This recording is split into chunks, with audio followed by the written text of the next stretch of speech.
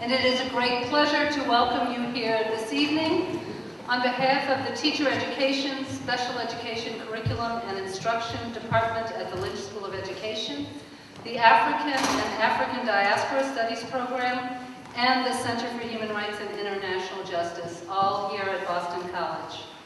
We are particularly delighted to host this evening with Dr. Leigh Patel, based on her recently published book, Youth Held at the Border, Immigration, Education, and the Politics of Inclusion.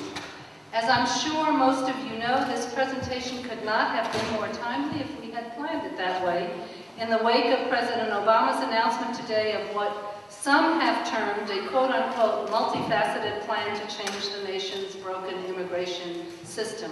I'm sure all of us on the panel are in agreement that the system is broken. Whether we are in agreement about his plan is another issue.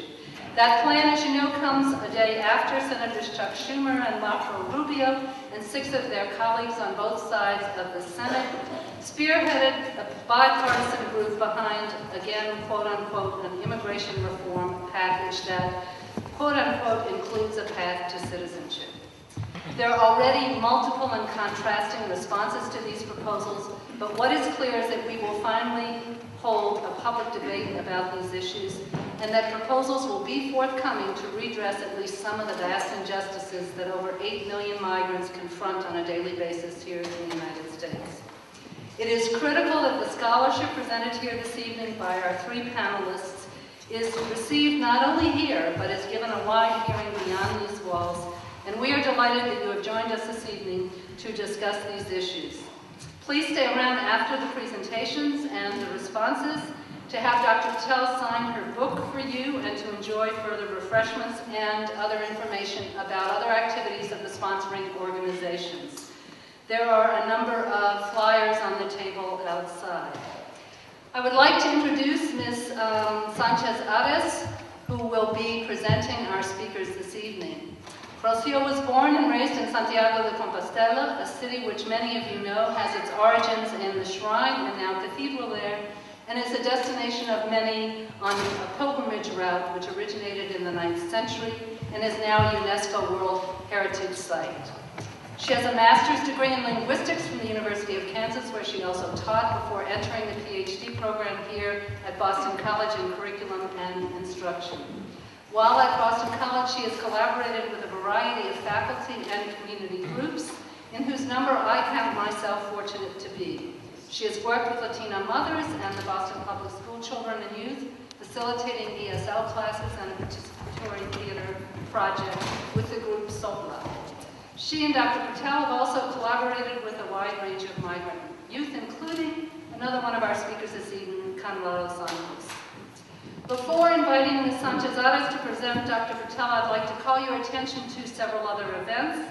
In particular, the AHANA Office Student Programs and Black History Month Planning Committee at Boston College have a series of programs for the entire month. The overall title is Ever Progressive, a sesquicentennial celebration of Black history at Boston College. Several other events include the Center for Human Rights' Roundtable on Human Rights and History, next Wednesday, February 6th.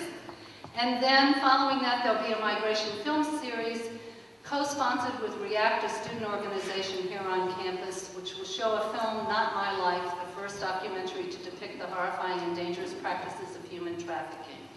And then finally, in March 21st and 22nd, we'll take up these issues again with a migration conference sponsored by the Center for Human Rights. All of these events are open to all of you and to the public more broadly. Thank you again for joining us this evening. Ms. Sanchez-Ares.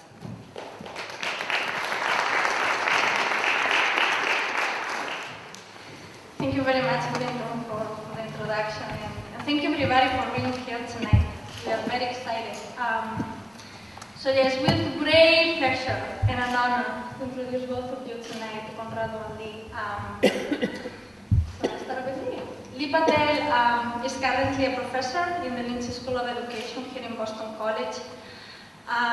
She teaches courses in literacy, critical race theory, and qualitative research. She has a background in journalism and policy making, and she writes passionately to denounce hegemonic structures that impact the lives of low-income youth of color and their families. As an educator, Leigh supports and challenges her students to think about engaging in authentic social justice, working hand-in-hand with marginalized populations and being transformed in the process of collaboration. Conrado Santos. Conrado was born in Brazil and he immigrated with his family to the United States, to Boston, when he was 13. He is one of the dreamers, of the millions of dreamers, fighting to have a voice, fighting to be recognized. He's been working for 6 years now with SIM, the student immigrant movement here in Boston, in multiple projects and with hundreds of youth and organizers, pushing for the DREAM Act and other policies to pass. Since 2011, Conrado has been working full-time with SIM as a campaign coordinator, mainly focusing on leadership development and strategy. And Conrado has appeared recently in the cover of the Time magazine alongside with other 35 dreamers from different parts of the United States. So thank you very much both. Anything else you would like to add? You're welcome. Thanks for the introduction. Just really quickly, like Rocio said, and thank you again. I'm undocumented, and I've been undocumented for my whole life here, and what feels like my whole life period. And just one thought as we go into this debate and this conversation, I don't want to take too much time right now, but one thing I've been thinking about a lot lately, and I'm encouraging people to think about as well, is that the success of the dreamer has created a dichotomy in, I think, American thought of the two immigrants. There's a dreamer, and the dreamer's really nice, and did everything right, and then there's a criminal, and the criminal did everything wrong. And even when you see all these conversations that are happening now nationally, all you see is that folks saying, well, there's 11 million of them, we can't deport them, so let's just make them pay some fines and get them along the way. And so, amidst all the conversation you guys are going to be seeing and hearing in the next few months, please take the time to challenge those dichotomies in your mind and to reflect on how that's just not true. And my parents are just as brave and just as amazing, if not more, than I am, and my brothers and sisters in the dream movement. So, thanks.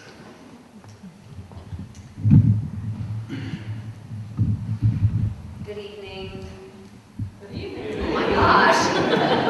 Hello. You have to listen to me for a little bit longer. Apparently that should be pretty obvious because there's like a whole screen up here, and so you know it's going to be a little while. So I want to tell you, I'm Leigh Patel. Thank you, Professor Lykes. Where's Brenton? Thank you, Professor Lykes, for that wonderful introduction, and Rocio as well, and Conrado for being here. It's not by mistake that there are three of us speaking this evening. When we get into talking about immigration, one of the best things that we can do is make sure that there's different voices being heard and that we understand different perspectives and different points that we should be entertaining. And as Brenton said, this is of the moment. So when something has a white hot light on it, we should expect to hear it really simplified.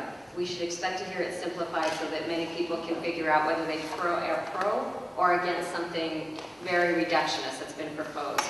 So we have to be committed and dogmatic and a little bit committed to making sure there are many more voices being heard than just one. So I want to do a couple things with you in the next few minutes, and then the three of us are going to have a conversation, and then we're going to open it up for questions and comments so that we can get a little bit more of a dialogue going. So since I'm speaking at length a little bit, I want to make sure that you're clear about my intention. And my intention is to make us have a more complicated conversation, not just about immigration, but how we decide to include and exclude lots of different people in this nation. What are the terms by which this inclusion happens? And in particular, what are the terms by which inclusion shifts? So Praetorian Guard has the reputation of being a guard who switched alliances very, very easily. So whoever was paying the Praetorian Guard's income, supplying food, supplying silver, that's who the Praetorian Guard went with. And I use this image because when we talk about the politics of inclusion and exclusion, let us not be kind of lulled into a belief that, well, so if we decide that Condado's parents are just as good at people, then that's why they should be included. This country is founded on including some people and excluding others. So the terms by which that happens are going to shift really quickly. So we have to make sure that we're having a conversation that isn't just about, well, you, yes, you, no. So part of what I'm trying to do is blow up those terms of debate, blow those out of the water so that maybe we might imagine how we have a society that isn't predicated upon including some people and leaving others out. So thank you for mentioning Senator Rubio as well. Here's what I was listening to him say on the Fox News channel when I was sitting on the tarmac in an airplane waiting to come back, and I thought, let me watch this channel. So he had to say this to say yesterday, America's not a melting pot anymore. No one is America anymore. Everyone is black or Hispanic or gay. We have to welcome you people who have come here legally. Teach them English and teach them what makes this country the most special place, excuse me, that's missing a word, on the planet. So right there are some of the most predominant frames by which the terms of inclusion and immigration are being set. So some of the things that we see are people who have come here legally. Just in that little move, right? If you are born here, you are a legal person. If you have not been born here and find yourself here, find yourself dreaming of coming here, you are an illegal person. So just right there, we've individualized the entire scene of immigration. We have individualized a scene that is more about global flows of human capital across nation states that have a lot to do with capitalism. I would argue much more to do with capitalism than it has to do with individual free will and individual desire. So that's one frame, legality. Teach them English. So we also have certain ideas about assimilation. Teach them what makes this country the most special place on the planet. Teach them about American exceptionalism. This is all different beats of assimilation. So if you want to come to this country, you need to act and walk and talk like perhaps what we envision American to be. And it's not for nothing that this comes from a Hispanic senator, right? That also packs a very powerful punch because it takes the wind out of the sail of saying, well, if you are Hispanic or Latino, this is your issue. So when he's delivering his terms of inclusion, he communicates that these are American values. And he communicates that he is somebody who has risen through the ranks by espousing these values. So what I'm talking about here, again, is that it's real slippery. Who gets to be counted as legal and who gets to be counted as illegal? I don't know if any of you saw the cover of this New Yorker. I think it came out around one of recent Thanksgiving times. Who we count as an illegal and illegal border crosser just depends on who's controlling that discourse, who's framing it. So this book, I wrote this book to try to change minds. I wrote this book to try to show how, even in these first few moments, I've talked a lot about documentation and legality and illegality. You've heard that from all four of us so far. That the terms of inclusion are not just about legality and illegality. It's about cultural capital, there are gender family roles, there are borders that come up when we think about school to the deportation industrial complex. There are things that we're going to be talking about afterwards, like let's play the silly game and imagine that we get all the immigrant students in the United States schooling system to be able to speak standardized academic English fluently. Everybody recognizes what I'm speaking in right now is standardized academic English, right? Go like this, I'll get better people like this. Cool. So let's imagine that we had everybody speaking this language fluently, and then that provided them access to higher education. Anybody here carrying any college debt yet? So how's this going to work? How is it going to work if we're living in a society that is predicated upon stratification, that is both race and class driven? How is this going to work? How are those terms of inclusion going to work? How does it work when we re-racialize immigrant youth once they arrive here? So I work in the School of Education. And we've been saying the statistic for a while now that 1 in every 5 children in United States classrooms are from immigrant backgrounds. I have a feeling that's probably more like 1 in 4 by this point. That seems really old, outdated to me. And one of the things that we really, I would say obsess about is English language fluency for immigrant populations. And this is important. It's very important, not just in terms of getting them fluent, but it's important about the stories that we tell, about who succeeds in the US and why they succeed. So this is an image of President Obama introducing his then nominee for the Supreme Court, Sonia Sotomayor. And when he introduced her, he told this story, which is a very familiar story.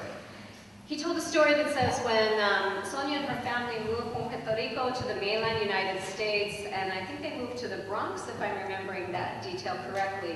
When they moved to the Bronx, Sonia went to Cardinal Spellman Elementary School, and when she went there, she studied very, very hard. She read everything that she could get her hands on with the help of her family and people in her life. She succeeded well in school, and that got her to a college preparatory school.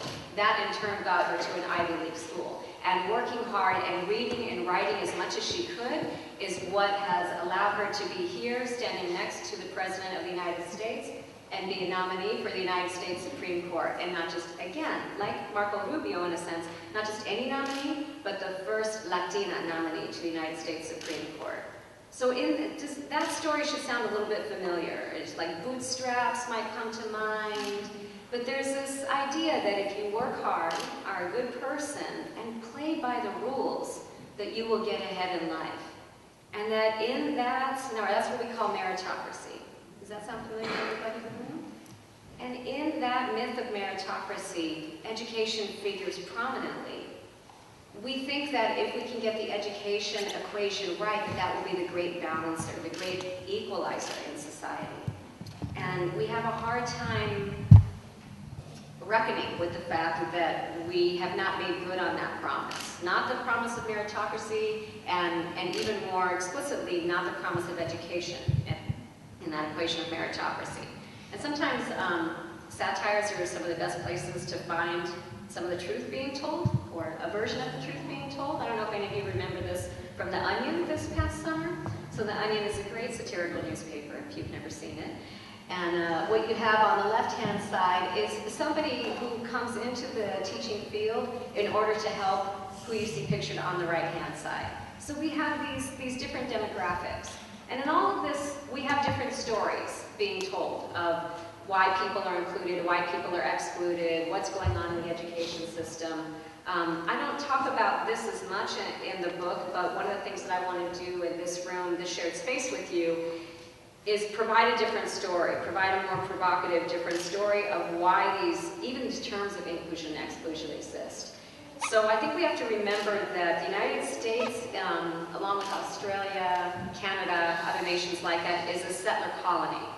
So what that means is a colony not from a distance where somebody is sitting, again, I don't know why I have these old illusions, but I do, sitting on a throne and saying, this should happen in this colony of mine. This is a settler colony, meaning that people came and they stayed. So in a settler colony, there are about 3 distinct stages. The first thing that you do is you get the land.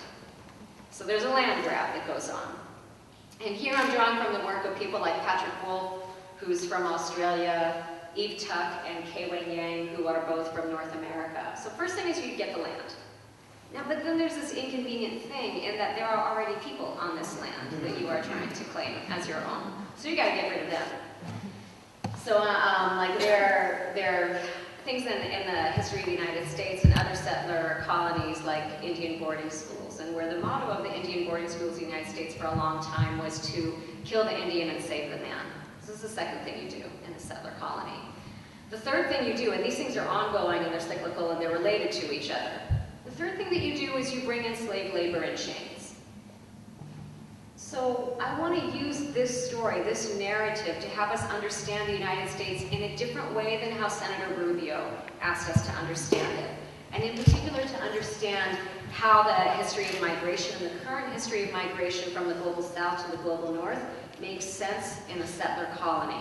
Why it makes sense to be fearful of these 11 million undocumented immigrants. And what are we going to do? Give them all amnesty? How is that going to work in a settler colonial nation?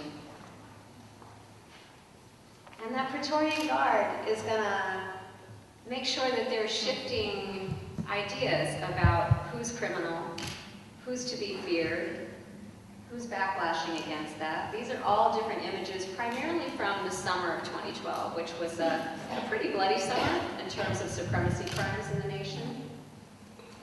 The bottom picture right here is one that I want to point out to you. This is of a young man in Tucson, Arizona. I don't know if anybody is familiar in the room with the Mexican American Studies program in Tucson that got shut down. So they were having some hearings about this, and this is a 5-year-old boy being wanted by a police officer before going into one of the community board meetings about this Mexican American Studies program. So I want to bring up this image and have you think about this for a second, in that this is not a question just about documentation and being undocumented. This is also in the Mexican American Studies program, which was a massively successful program working with primarily Latino, but some white students as well, looking at Mexican American history. Students were succeeding so well in this program that favored and centered curriculum that was about critical perspectives on the United States that it got very threatening, and then the program got shut down. So it's not just about documentation that this Praetorian Guard shifts who gets included, who gets excluded. I'd like us to also keep in mind that we're constantly kind of swimming in two different streams of discourses. So when you hear immigration being debated, remember that there's at least two different sets of discourses being talked about. One is this stream on the top, that we are a multiracial, diverse, multicultural country founded by immigrants, right? We hear this a lot. We were founded by immigrants. I don't know where indigenous people figure in that, but we were founded as a nation of immigrants. But we pride ourselves on being a country of diversity. And then on the bottom hand, you see images that are about xenophobia, about the criminal illegal threat, about this land belonging to some people and not belonging to others. So the young people that I've had the pleasure of working with for the past 7 years swim as much as all of us do in these two streams. And the ways that the politics of inclusion come up for them is not just about documentation as well. It's about race, it's about gender.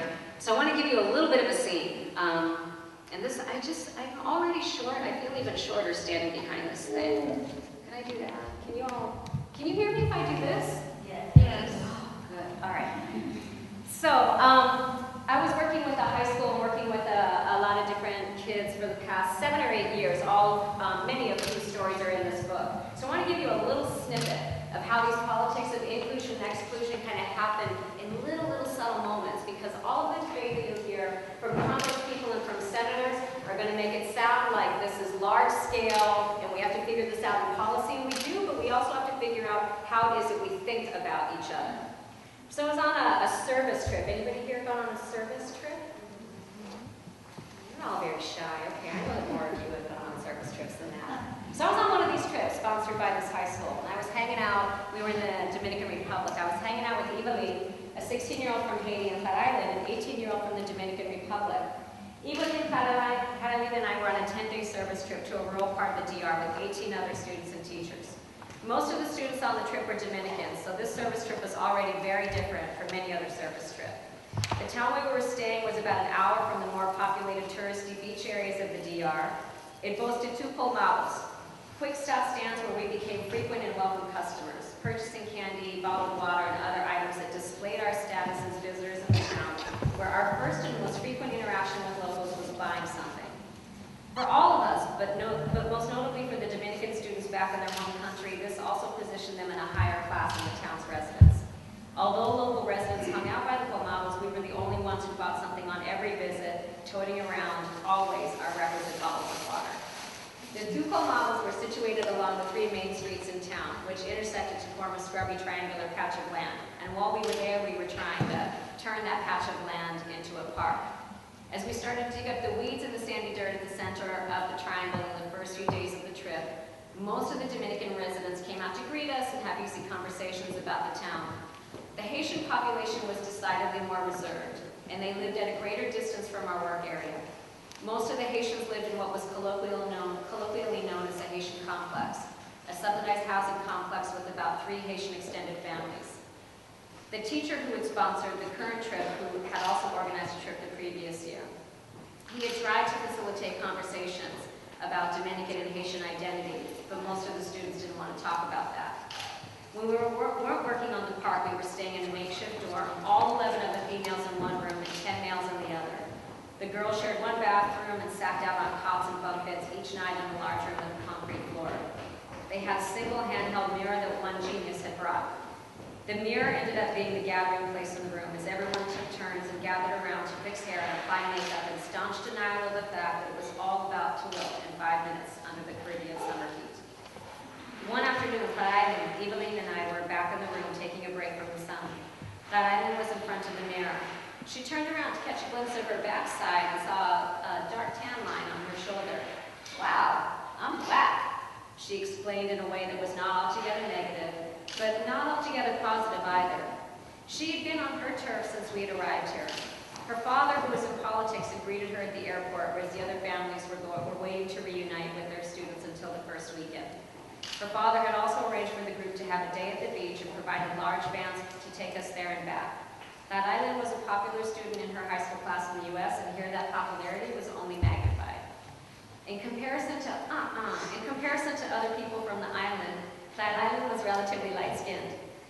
When she casually noted the shade of her tan skin using racialized vocabulary, Evelyn, dark-skinned and phenotypically more African than Clara, moved her eyes up from the journal on her bed to Clara.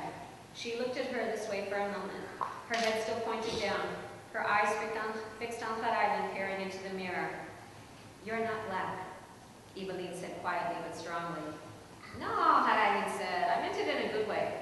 She moved away from the mirror and started sorting some items on her bed, her actions nonchalant as always. Evelyn stayed fixed in the same position and after another long pause said, "No, I don't think you did mean it in a good way." Clara turned around from her bed, bouncing a hairbrush in her left hand. Seemingly surprised that this conversation was still happening, she said, "You should feel good about yourself. Have pride in yourself. I do." She was giving a tutorial on self-esteem that Evelyn clearly neither needed nor welcomed. But Eileen took note of Evelyn's non-response, shrugged her shoulders, and smiled at me. "Whatever," she said as she left the room. Her laughter echoed back into the room as she made a joke with one of her classmates about the mess in the boys' room. For her, the moment was neither noteworthy nor noticeable. For Evelyn, though, their exchange and what she wished she had said hung in the air. She marched around the room, her arms akimbo, pointing her finger to punctuate her points. "Why does she think that I don't have pride in myself? I have pride in myself." But she says, "Oh, look at me, I'm black." Like, oh, I don't even know. And you know what? That makes me even more mad. I can't say it. I understood Evelyn viscerally. That sublimation of emotions into a single frustration was all too familiar. It echoed countless conversations that I had had, that like Clara's misplaced lecture about pride, were unwelcome. "Where are you from?" "No, but where are you really from?" No, I mean, like, what's your nationality?"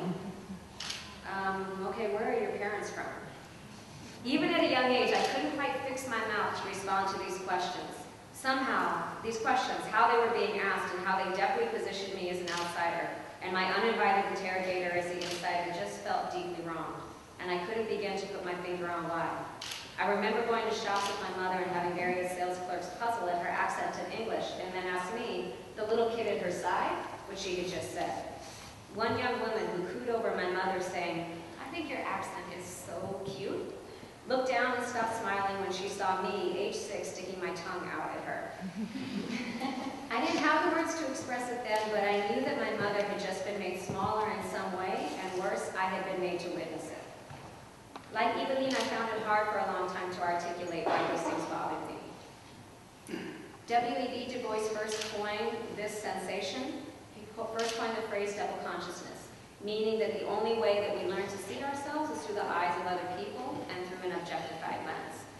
So these are the kinds of moments that we find who gets to name, who's included, who has self-esteem, who belongs to be there. All of this is part of the politics of inclusion-exclusion. It's part of the politics of who we hold up to be an ideal immigrant, how youth are re-racialized in schools. So this is a lot to think about. I've thrown meritocracy, settler colonialism, institutionalized racism, microaggressions. I'm throwing a lot at you. So I want to give you a few takeaways. First is that this is anything but a level playing field that we're talking about.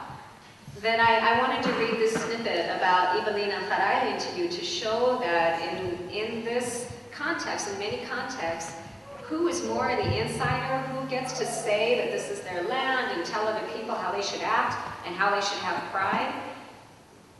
It's an uneven playing field, and so we have to remember that. We have to remember that using the word illegal obscures a globalized human capital system that connects those with much more capital and dredges along with it vulnerable populations. So immigration has changed in the last 30 to 40 years, and that has a whole lot to do with international companies. In fact, it has everything to do with that. So just, if nothing else, remember that when you use the word illegal and you're individualizing immigration, you are obscuring all of this background. That immigration, and who has more and who has less in society, is a matter of white markets and black markets. The price points that we pay for gasoline, food, clothing, manicures, pedicures, that all relies on cheapened human labor, vulnerable human labor. So if we really want to talk about reforming our immigration system, I, for one, would like us to talk about reforming capitalism and how we decide what is too much to pay for something, what is too much to pay in order that some people have actual living wages. But I'm also much more optimistic than I've ever been. We were just talking about this before we started presenting to all of you, that there's a real collection going on, a real collectivity, a lot of social movements that are helping us to think better about, for example, just one point, how immigration terms right now are connected to the slave codes and the sundown codes, the Jim Crow laws. These are all connected. So I think I'm just going to stop with one last quote. This is from critical race theory scholar Mari Matsuda, because I'm asking you to do no small thing, keeping in mind that it's not part of our traditional of equal protection analysis to pledge allegiance to all world citizens and to wish peace and prosperity upon all of them at once. In fact, much of our traditional equal protection analysis, in other words, much of our law system, carries a hidden presumption that this worldview is beyond plausibility. So I'm asking us to think about how to make that plausible. We're going to kind of transition now to a three-way conversation and then open it up to some more interactive dialogue with all of you. But I thank you for your attention.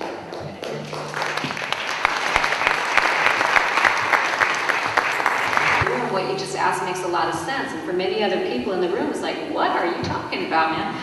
So, minimally, we have to remember that every time we evaluate a human life as legal and illegal, we're putting a value on it, and that outside, who cares about it, like morally, that should feel wrong to do inside of ourselves. We should not be willing to have some people be deemed worthy economically and others not worthy economically. And then maximally, I think we do have to become much better at being self-reliant, and by self I mean collective and individual. And then there are some communities doing that. I know of a few, but there are communities doing that. But they rely on each other, and they understand that what I do affects you and what you do affects me. But they live in smaller ways so they can feel that.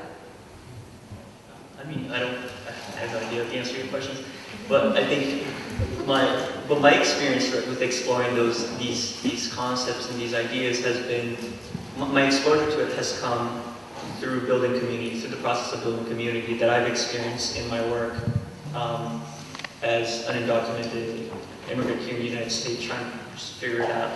And so the process of building community has allowed me to learn a lot of the concepts that that you're referring to. So I don't know where the process of building community is going to take us, and whether it's going to take us to the solution of that idea. But the process in and of itself is very valuable. So, like, is there an answer like, oh, how are we going to dismantle capitalism? I don't know, but you should start with building community.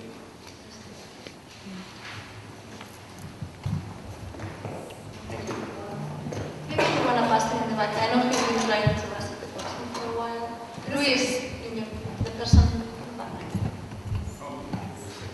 Oh, sorry. Well, just... And I think that Professor McGuffey, this will be our last question before we we have smaller conversations, if that's all right. Professor McGuffey. All right.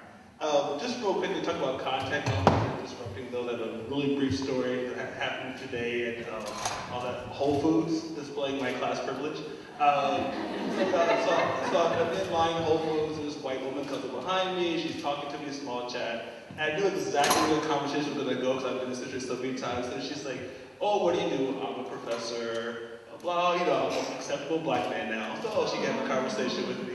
Because now all of a sudden she's really engaged. She said, "What's your name?" I told her my name, a very Irish-sounding name. She said, "Oh, so you're Irish. And where'd you get?" And I said, "No, not Irish." And then she said, "Oh, you're not Irish. So how'd you get that name? And where'd you get those blue eyes from?" And I could have easily just let that go. But I said, "Well, actually, the name comes from slavery, and the eyes come because both of my great-grandmothers were raped by colonizers. So that's where the blue eyes came from."